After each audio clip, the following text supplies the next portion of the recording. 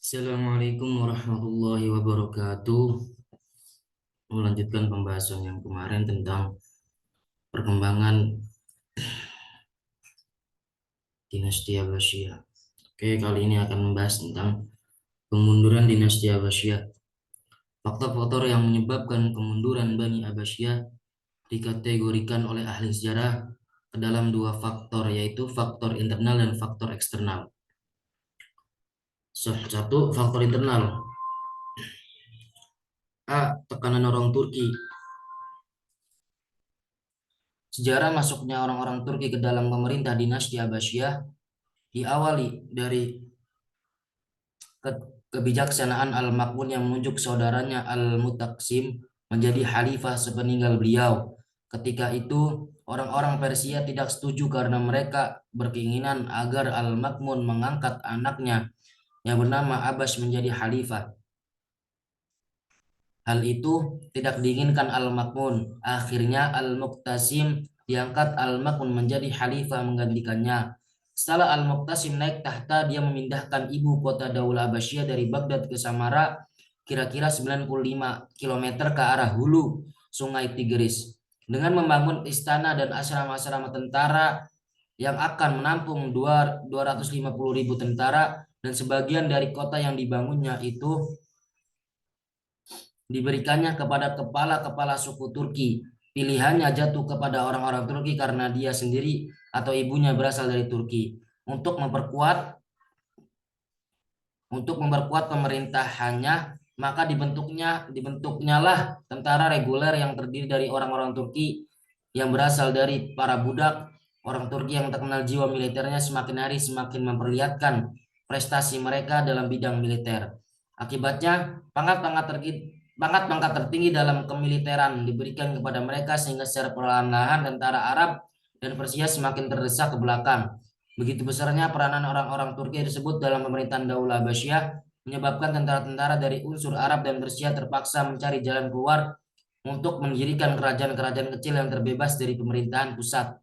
Peranan yang dimainkan orang-orang Turki pada pemerintahan setelah Al-Muqtasim adalah sedemikian besar. Para perwira-perwira Turki sudah memegang jabatan yang langsung berasal di bawah yang memegang jabatan yang langsung berada di bawah Khalifah Al-Mutawakkil. Misalnya berusaha untuk membatasi peranan mereka, tetapi usahanya itu gagal. Bahkan dia mati atas kerjasama orang Turki dengan putranya sendiri Al-Muntasir. Hal tersebut bisa terjadi kemungkinan karena lemahnya Khalifah atau karena banyaknya jabatan strategis yang mereka duduki. B. Tekanan Bani Buwaihi. Khalifah Al-Mutakfi ke-22 mohon bantuan kepada Bani Buwaihi agar menekan popularitas orang-orang Turki. Sambutan yang begitu meriah yang dilakukan Khalifah pada saat itu dalam rangka menyambut kedatangan Bani Buwaihi. Hal ini tentu dengan harapan agar terjalin kerjasama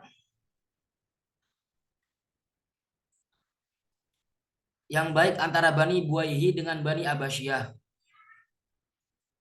guna memajukan Daulah Abbasiyah serta mengusir dominasi dan popularitas bangsa Turki pada saat itu. Berkat bantuan dari Khalifah Ahmad bin Ibn Buwaihi mampu menekan dan menyingkirkan keberadaan orang-orang Turki dari wilayah kekuasaan Abbasiyah. Akan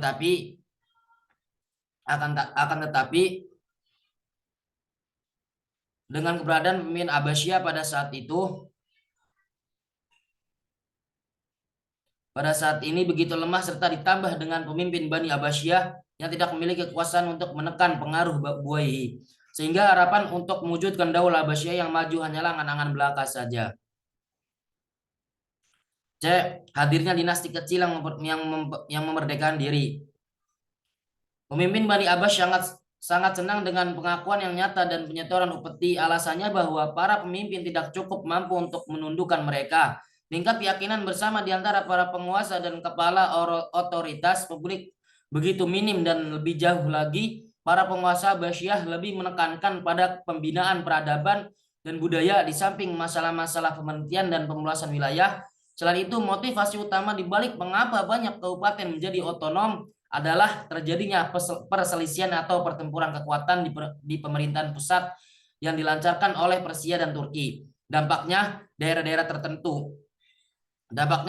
tertentu di perbatasan lepas dan tangan penguasa Bani Abbas seperti Tohariyah di Khurasan yang berbangun Kurdi, Al-Barzukani yang berbangsa Arab Idrisiyah di Maroko, dan yang mengaku sebagai Khalifah Umayyah di Spanyol dan Fatimiyah di Mesir. D. Kemerosotan perekonomian. Sesudah Khalifah memasuki masa keruntuhan ini, penghasilan negara berkurang sementara konsumsi meningkat lebih banyak. Penurunan penghasilan negara diakibatkan oleh menyempitnya daerah intensitas. Kegaduhan timbul di mana-mana sehingga berdampak pada perekonomian rakyat. Dipersediakan pungutan dan masyarakat dan banyaknya kerajaan kecil yang memproklamirkan kemerdekaannya sendiri dan tidak mau membayar upeti. Sementara itu, penggunaan yang begitu banyak hal ini dikarenakan keberadaan khalifah dan otoritas yang selalu bermegah-megahan. Jenis penggunaan semakin berada dan beraneka ragam dan otoritas menjadi buruk yang banyaknya pejabat yang korupsi. Munculnya aliran-aliran sesat dan fantasisme keagamaan.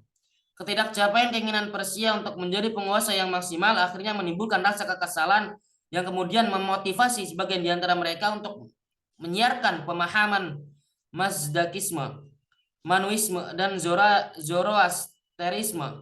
Gerakan ini dikenal dengan gerakan Zindik. Dengan adanya gerakan ini, keyakinan para khalifah mulai tergoyahkan. Fatihah 2021. Dua, faktor eksternal. Dalam periode ini, khalifah tidak lagi berada di bawah kekuasaan dinasti tertentu. Mereka merdeka dan berkuasa, tetapi hanya Baghdad dan sekitarnya. Sempitnya wilayah kekuasaan khalifah menunjukkan kelemahan politiknya. Pada masa inilah datang tentara Mongol dan Tartar menghancurkan kota Baghdad pada tahun 656 Hijriah atau 1258 Masehi. Adapun beberapa faktor eksternal kemunduran dinasti Abbasiyah antara lain adalah Perang Salib. A. Perang Salib yang terjadi dalam beberapa gelombang. B. Hadirnya tentara Mongol yang dipimpin oleh Hulagu Khan. Kesimpulan, zaman pemerintah Abbasiyah yang pertama merupakan puncak kemasan dinasti ini. Secara politis, para khalifah betul-betul tokoh yang kuat dan merupakan pusat kekuasaan politik dan agama sekaligus. Di sisi lain, kemakmuran masyarakat mencapai tingkat tertinggi. Di samping itu, dinasti Abbasiyah 750 sampai 128 Masehi juga merupakan dinasti yang menelurkan konsep-konsep kemasan Islam dalam hal pengembangan ilmu pengetahuan. Zaman keemasan Islam yang ditandai dengan penguasaan ilmu pengetahuan di berbagai sektor telah membawa kemakmuran tersendiri pada masyarakat saat itu. Kemajuan di segala bidang yang diperoleh oleh Bani Abbasiyah mendapatkan bahwa Bani Abbasiyah lebih baik daripada Bani Umayyah. Di samping itu, pada masa dinasti ini banyak terdapat tokoh-tokoh intelektual muslim yang cukup berpengaruh sampai saat ini. Segitu saja dari saya, Muhammad Agung Maulana, NIM 2312-475. Kurang lebihnya maaf. Wassalamualaikum warahmatullahi wabarakatuh.